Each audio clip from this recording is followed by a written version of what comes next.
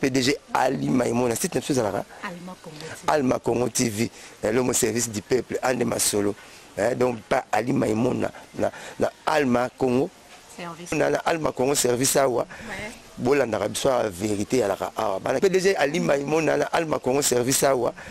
Bolanda rabiswa vérité à la PDG, le PDG Ali Maïmona, le vrai papa social. 3 fois boss, 3 fois boss, 3 fois boss. PDG, le PDG Ali Maïmona, le vrai papa social. 3 fois boss, 3 fois boss, 3 fois boss. Merci beaucoup. D'Alma Congo TV, vraiment des beaux messages, beaucoup plus dans Rolanda, votre aimable servante Manila, ici la Benjamin de la presse, na info à la source, Lelo, toye moi na branche Moussoussou, to fungole libino branche à Sika, santé et développement. Donc désormais, pour na Italie santé na biso, pour na Italie développement, ya corps humain na biso, to banda ko yamba spécialiste ya lo lenge, pour na ko meka ko solo là, pour na ko meka ko tali sa biso comment corps humain ils ont fonctionné. Et na cadre wana kaka lelo to sepeli ko partager na bino pardon sujet oyo ezali urogénital, infection urogénitale. Nous sommes pas vraiment basés na kati il y a spécialité wana, mais on a voulu bien partager ça avec l'une de gens, l'une de spécialistes étant que docteur. Inde mutuaza vraiment espère na domaine wana inde mnakomeka kosunga biso na ba différentes questions na biso à propos ya sujet na biso ya lelo. Je suis là avec le docteur Patrick Petit, le docteur yende mututoko Fongola na sujet na biso ya lelo ya infection urogénitale. Alors bisa biso ni les infection urogénitale, ba conséquences nango, comment faire traiter yango et ba inconvénients yango et à la fin to kolobela sur conseil pour na ko prévenir ba inanu ba se retrouver na infection yango te pe conseil pour na ba oyo baza déjà ba victime ya infection wana. Mon invité le docteur Patrick Petit à qui je dis déjà bonsoir docteur. Bonsoir madame Manila. Docteur, selon sujet na biso ya lelo ezali infection urogénitale dans le bref docteur Oki kolobala biso nini par rapport à infection urogénitale. Ah oui, c'est bien.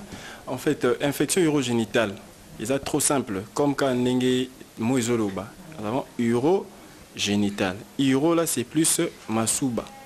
Puis génital là c'est plus organe génital ya mwasi comme pe ya mobali. Yango 500 autres infection urogénitale.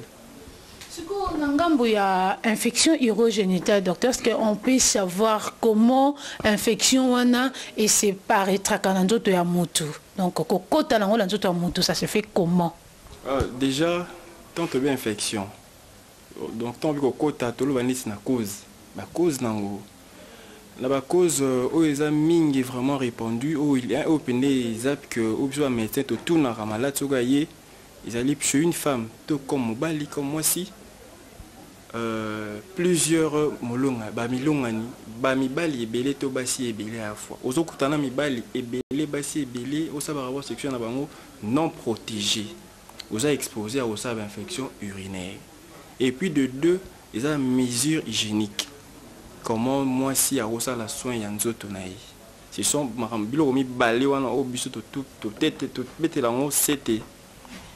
Merci docteur Molo toujours continuer kaka na conversation na biso na sujet na biso toujours kaka ya urogénital. Docteur, est-ce que tu peux nous aider à savoir les symptômes ya ba infection wana na ba o bazanango to na ba o bazanango te? Déjà symptômes. Tant que symptômes, tout le monde a une clinique ou rien.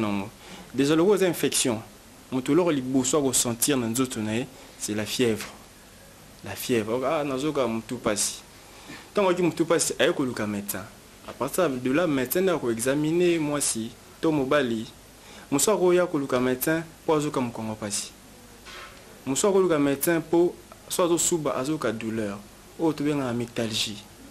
moi ça le médecin au docteur nazo ka mukusa na nzoto na ngai eza ba signe mutu akoya luka médecin et de là à partir wana biso to ça l'examen physique to yibaki o eza infection urogénitale.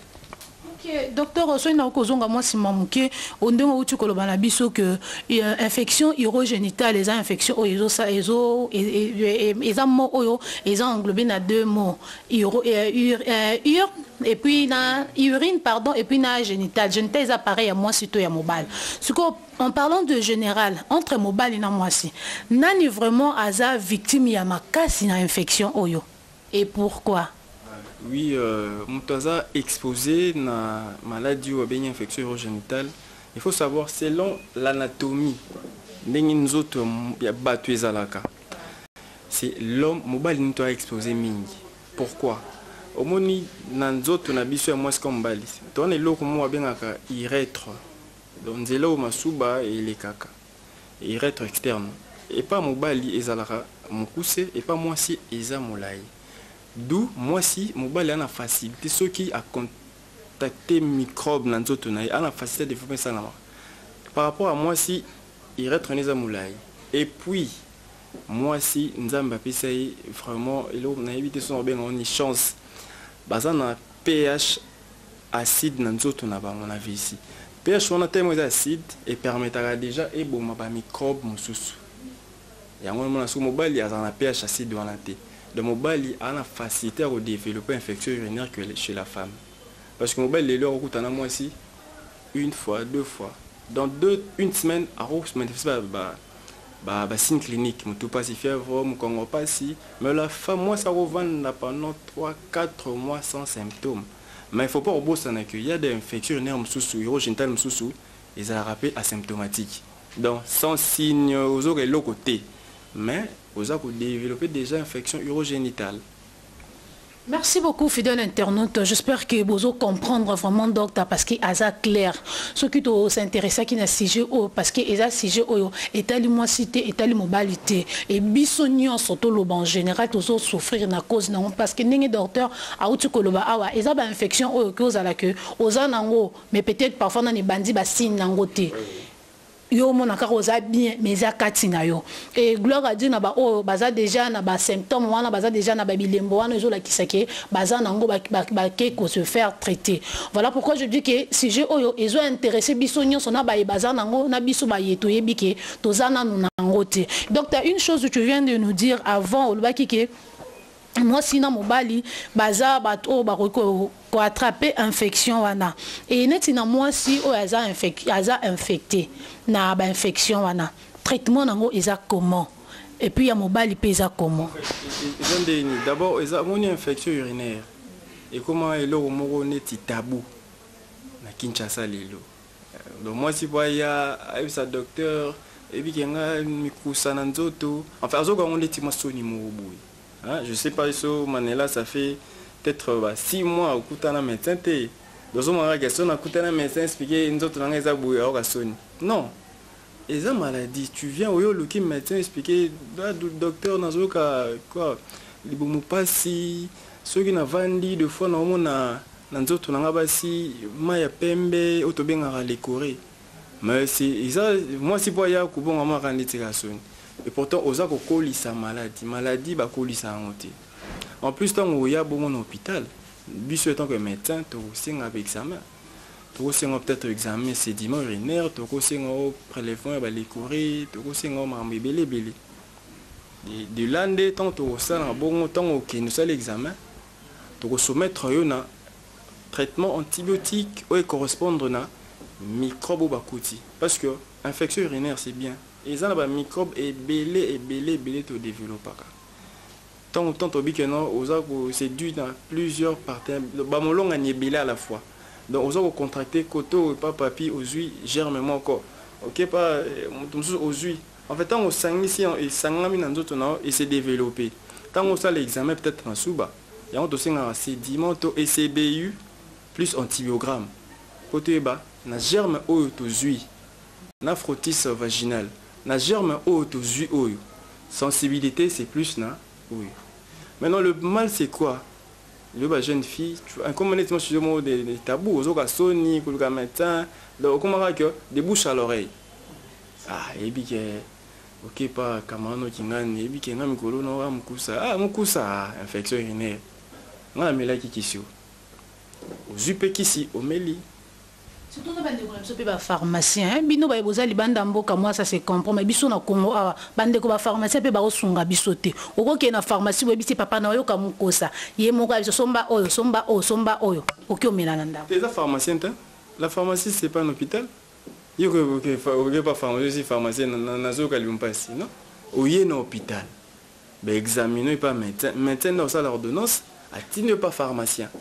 Tellement bas pour moi on est là moi Sony mi bali pe Sony attention à kebo non parce que les deux a bien aux autres Sony mais aux autres développer maladie au moins après dans le vendi boy quelques temps boy mo bali au subi peut-être makila au subi tofina comme tout na mille et une questions pas ni au beaucoup là qui maladie moi c'est au vendre la boy comme ko bimisa ba sécrétion mo boy ya solo na nzo balé ko mi solo amoni tant comme il faut bon aller comme que sous une hôpital aux autres beaucoup là maladie au y a un hôpital biso un médecin te examiner pas te dire que oh il a une infection urogénitale parce que déjà c'est plus na ba jeune fille l'activité sexuelle est tellement élevée na mboka na biso que oh imaginez jeune fille lelo a rokuta na pe na c'est qui lelo donc quand la cadre na katika ya ba réponse na yo tu kopé sa biso ezana mutu mususu ko la alandi ndenge yo répondre rumoloba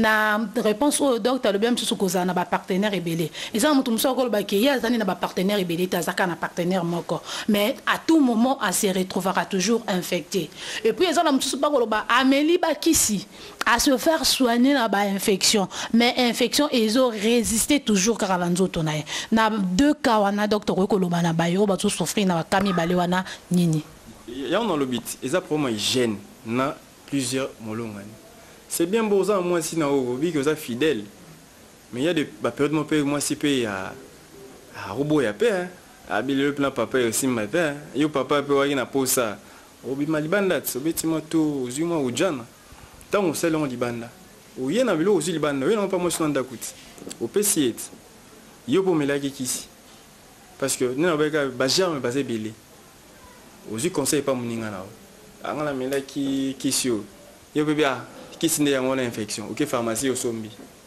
germe o moninga na ki nango ba pesa ki na hôpital eza o yo développer te yo tongo meli ozo continuer ka na infection o bateke oh non qui c'est ça ma cité non vous consultez médecin te o luki médecin c'est le examen bon c'est pas ils automédication ils ont causé vraiment des problèmes na kin hein manela melaki kisio pour ka mukusa ngapi na melaki pour ka mukusa et pourtant ba germe za ndenge mon côté omoni donc ba germe za ndenge mon côté yoko za na candidat mso na gono mso trichomonase mso la résistant na nini yo tellement ya lo ba melaki kisio na yo pour melango non donc c'est comment vous qui la motuna langa parfois et loko olika réponse oyo tu kopé sa biso ki ya banzoto ya biso no seza ndenge moko te loko moninga melaki yango te ko komela eza na bande ko belé na libanda mboka bazo souffrir nango je même des amis ou à tout moment babenga anga au téléphone manela ndena za na okoka te nzoto fungwa mingai papa zo sentir ngai souté tindela nga bakisia bokoko na sombelanga tanga wisi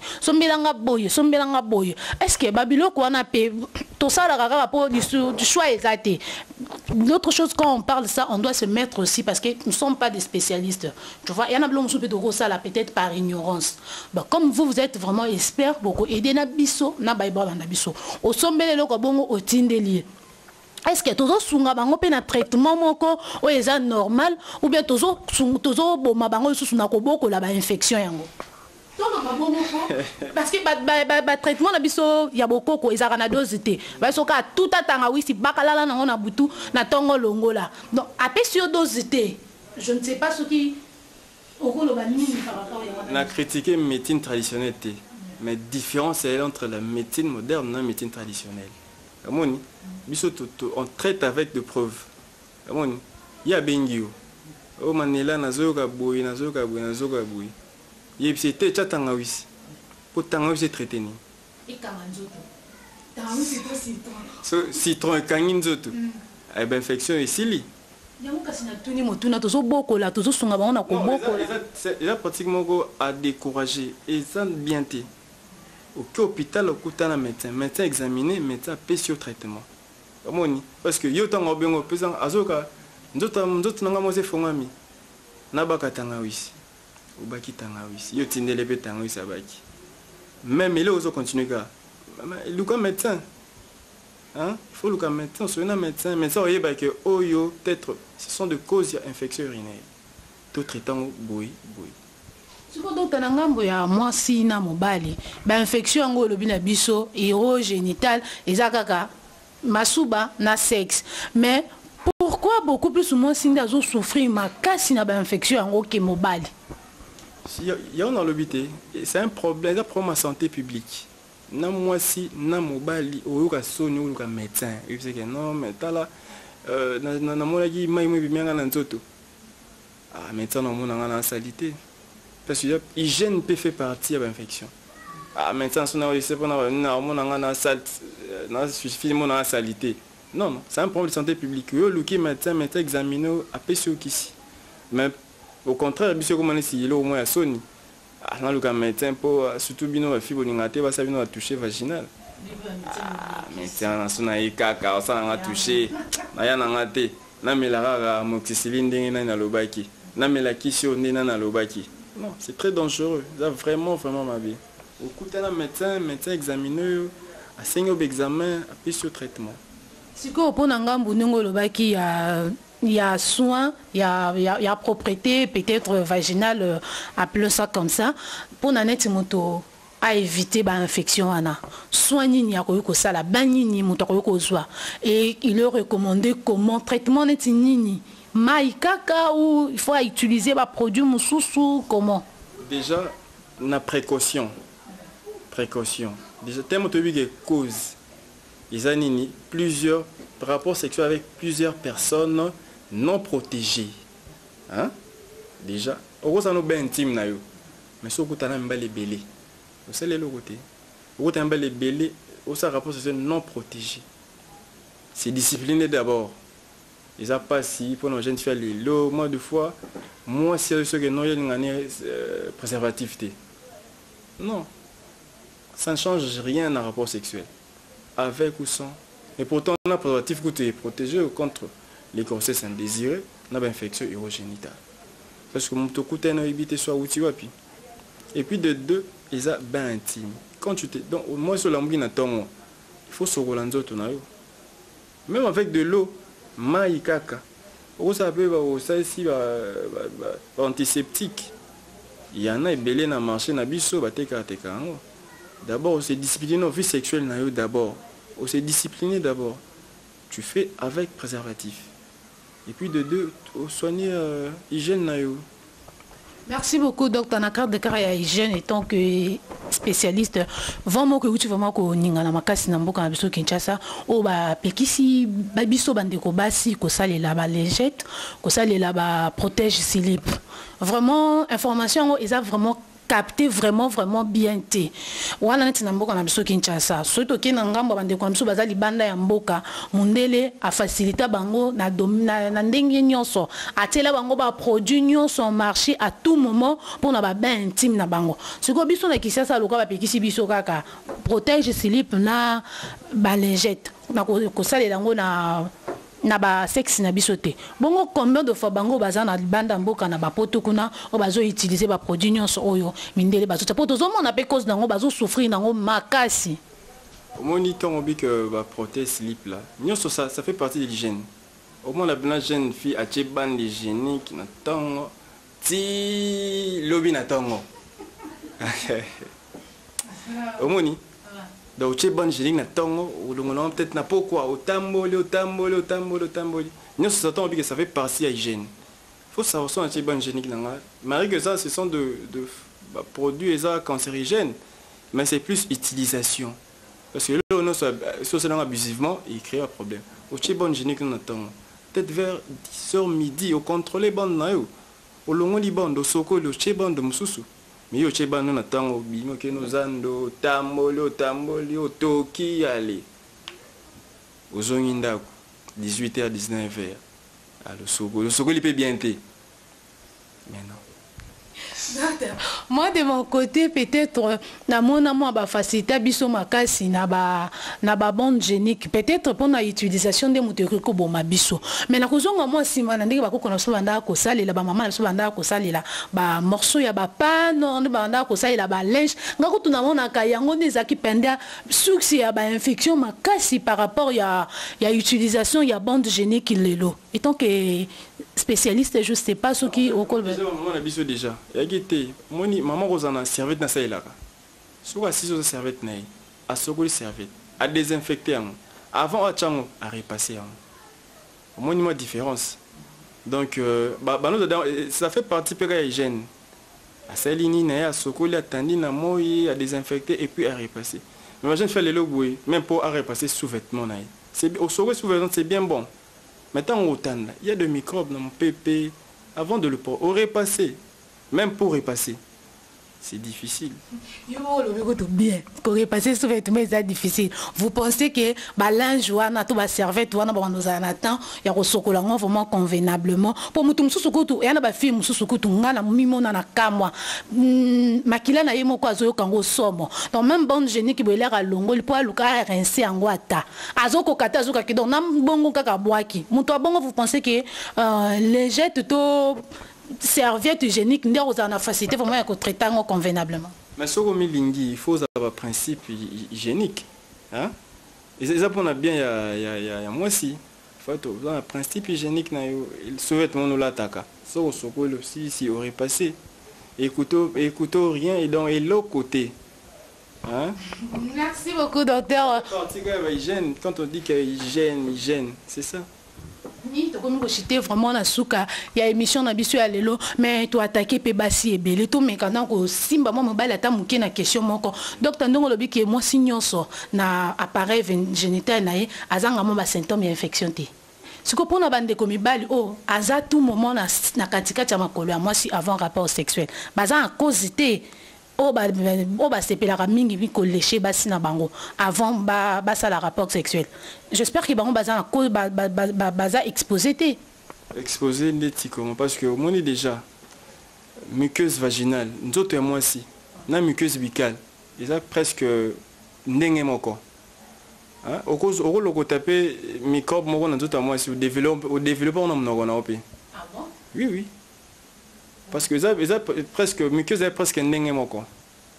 Moni les chiens sont pratiquement boé à ne pas encourager parce que nous autres moi si notre bizarre elles ont mis les moko sceptique microbe ils ont raté. Vous comprenez? Et donc moi microbe ils ont raté. Il y a mis les mots vraiment sceptique donc Merci beaucoup docteur. Juste conseil pour na ba union sous baza déjà ba victime il y a ba infection urogénitale et puis na ba na nous ba infection et c'est manifesté et pas na bango te conseil nini ya suka étant que spécialiste au copé ça na bango. Conseil ça très simple. Tant au moins nous développer facile mon fièvre, mon congopasi, douleur abdominale, prérite mon coussa. Oui, un hôpital, un médecin examiné, yo, appliqué l'examen. Automédication, c'est le mot qui jamais qu'on dit mango. Pour jeunes femmes, elles ont déclaré avec une infection, à tenir caca, vie sexuellement organisée, à éviter à éviter rapport sexuel non protégé. Et puis, hygiène, il faut vraiment très favorable. Moni, bien sûr que l'activité sexuelle de jeunes filles, jeunes garçons, va comme un peu mais ce sont des choses, il faut vraiment principer ça. Vous avez un partenaire au fait de rapports sexuels protégés. Hygiène, vous avez un sonayo, sokolaka, très bien, au salamakambu, très bien.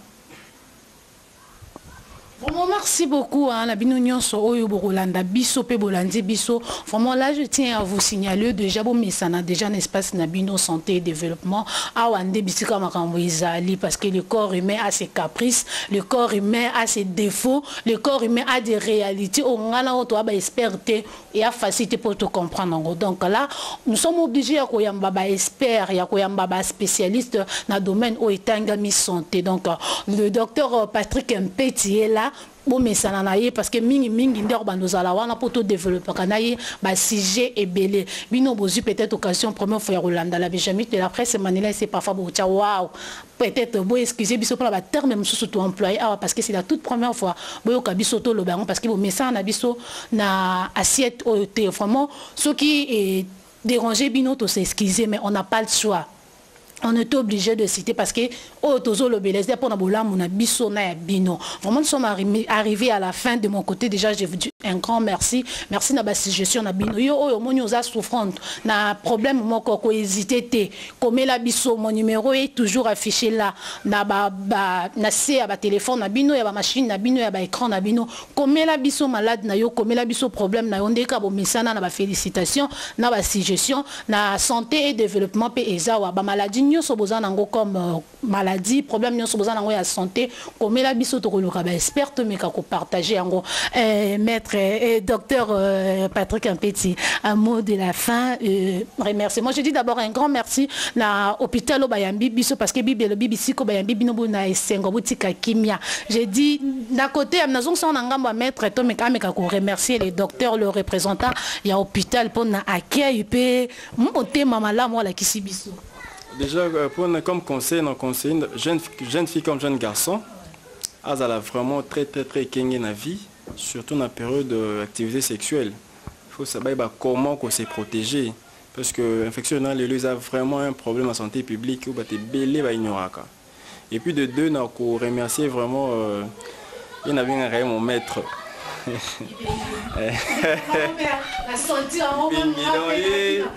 À la derrière la caméra, docteur Blaise Mobeti, médecin directeur de la clinique Alliance dans Super Limba, donc sur avenue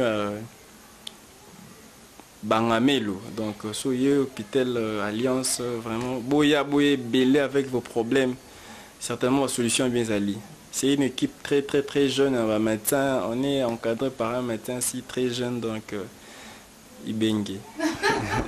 Merci beaucoup. Moi aussi de mon côté, je vous réaffirme, je vous informe, je vous rassure de venir. Vraiment, vous ne serez jamais dessus. Yo, yana Kinshasa, moi en vacances, moi tout. So monument de tu na koko so na basije o to na makambo to lobeli yaraka awa vraiment Ibengaza wana. Bana limba l'étranger de partout, c'est votre centre na bino donc contactez Bisso pour le numéro de téléphone, profitez aussi. Mon numéro de téléphone c'est le 081 036 31 91. Là je suis sur WhatsApp et puis plus 243 89 960 3600.